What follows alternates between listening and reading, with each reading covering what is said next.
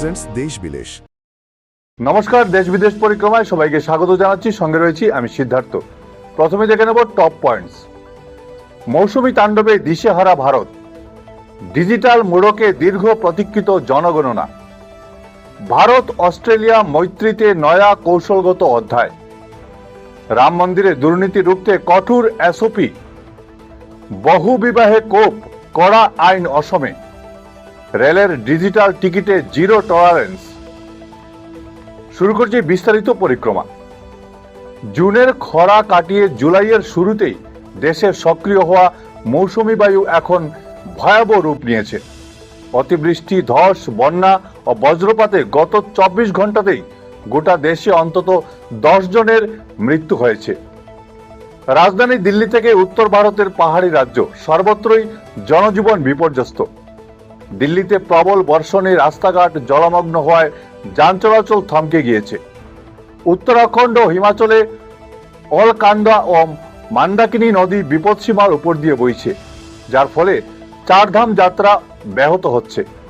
মহারাষ্ট্র, গুজরাট ও কেরালাতেও ভারী বৃষ্টির জেরে পরিস্থিতি উদ্বেগজনক।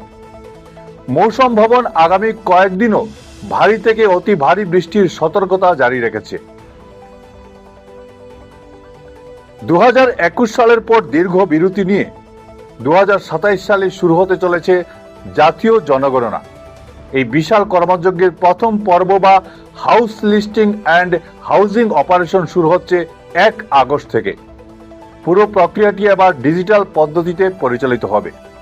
নাগরিকরা সরকারি পোর্টালে সেলফ এনুমারেশনের মাধ্যমে নিজেই নিজের পরিবারের তথ্য জমা দিতে পারবেন। বাসস্থানের ধরন থেকে শুরু করে পরিবারের সম্পদ ও মৌলিক অধিকার, সুযোগ সুবিধা সংক্রান্ত মোট 34টি প্রশ্নের উত্তর নেওয়া হবে এবং সংগৃহীত এই তথ্য ভবিষ্যতে শিক্ষা, স্বাস্থ্য ও বিভিন্ন সরকারি প্রকল্পের সঠিক পরিকল্পনা বাস্তবায়নে মূল ভিত্তি হিসেবে কাজ করবে। বিশ্ব রাজনীতির অস্থির আবহে ভারত ও অস্ট্রেলিয়া জ্বালানি ও প্রতিরক্ষা সহযোগিতায় এক ঐতিহাসিক উচ্চতায় পৌঁছেছে। সম্প্রতি দুই দেশের শীর্ষ বৈঠকে আলোচনার মাধ্যমে সংঘাত নিরসনের উপর জোর দেওয়া হয়েছে। এই মৈত্রীর সবচেয়ে বড় সাফল্য হল ইউরেনিয়াম চুক্তি, যা ভারতের পারমাণবিক চুক্তির চাহিদা পূরণ ও জ্বালানি নিরাপত্তাকে মজবুত করবে।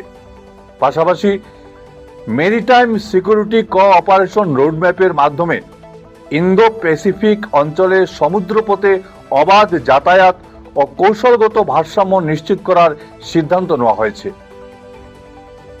চীনের ক্রমবর্ধমান প্রভাব রুখতে এটি ভারতের অত্যন্ত তাৎপর্যপূর্ণ এক কূটনৈতিক সাফল্য। অযোধ্যা রাম মন্দিরে ভিআইপি পাস বিক্রির জালিয়াতি চক্র ফাঁস হওয়ার পর ট্রাস্ট নড়ে চড়ে বসেছে।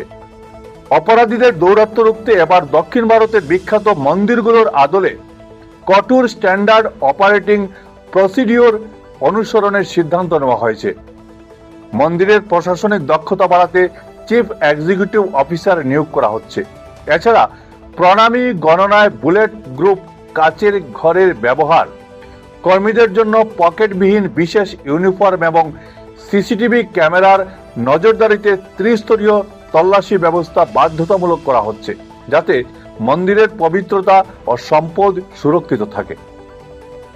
মহিলা ক্ষমতায়ন ও সামাজিক নৈতিকতা বজায় রাখতে বহু বিবাহের বিরুদ্ধে হিমন্ত বিশ্ব শর্মার সরকার কঠোর পদক্ষেপ নিয়েছে। বাজেট অধিবেশনের প্রস্তাব করা হয়েছে, যারা একাধিক বিয়ে করবেন তারা রাজ্যের কোনো জনকল্যাণমূলক প্রকল্পের সুবিধা পাবেন না। কোনো সরকারি কর্মচারী যদি বহু বিবাহের সঙ্গে যুক্ত থাকেন তবে তাকে সরকারি চাকরি থেকে বরখাস্ত করা হবে। এই কঠোর আইনের পাশাপাশি জনস্বার্থে চা চাষের করমুক্ত আয়ের সীমা 4 গুণ বৃদ্ধি এবং পাইপলাইনের প্রাকৃতিক গ্যাসের উপর 10% ভ্যাট কমানোর মতো একাধিক জনমুখী সিদ্ধান্ত ঘোষণা করা হয়েছে। রেলযাত্রায় ডিজিটাল টিকিটের নিয়ম আরো কঠোর করল ভারতীয় রেল। এখন থেকে আনরিজার্ভড টিকিটের ক্ষেত্রে শুধুমাত্র রেলের অ্যাপে সরাসরি দেখানো ডিজিটাল টিকিটই বৈধ বলে গণ্য হবে। টিকিট বুক করা, মোবাইলে থাকা পিডিএফ ছবি বা স্ক্রিনশট দেখালে তাকে অবৈধ বলে ধরা হবে এবং যাত্রীকে জরিমানার মুখে পড়তে হবে। এছাড়া ট্রেন ছাড়ার আগেই টিকিট বুক করার বাধ্যতামূলক আরোপ করা হয়েছে। এই নতুন নিয়মের ফলে ডিজিটাল জালিয়াতি কমলেও সাধারণ যাত্রীদের একাংশের মধ্যে বিষয়টি নিয়ে কিছুটা বিভ্রান্তি ও অসন্তোষ তৈরি হয়েছে। আজ ছিল এ পর্যন্তই। প্রতিদিন বেলা 2টোয় দেখতে ভুলবেন না ঈশান বাংলা দেশ বিদেশ পরিক্রমা। ভিডিও সম্পাদনায় আমার সঙ্গে ছিলেন বঙ্কিম সোনার। নমস্কার।